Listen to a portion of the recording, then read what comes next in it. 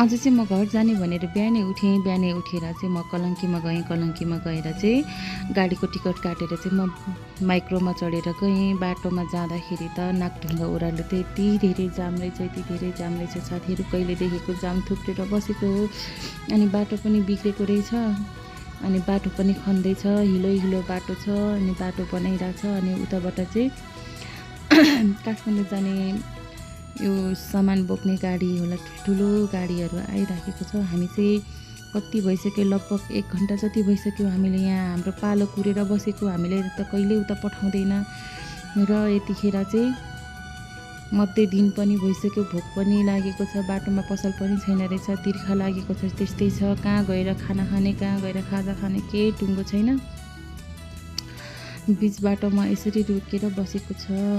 यो बाटो हिँड्नु मलाई घर जानु लास्टै झ्याउ लाग्ने कारण नै यही हो। दसैँको बेलामा नि यस्तै हुन्छ, दसैँ त गयो, अहिले अर्को दसैँ आउने बेलासम्म नि यस्तै हुँदो रहेछ साथीहरू। एकदमै गाह्रो छ है घर जान।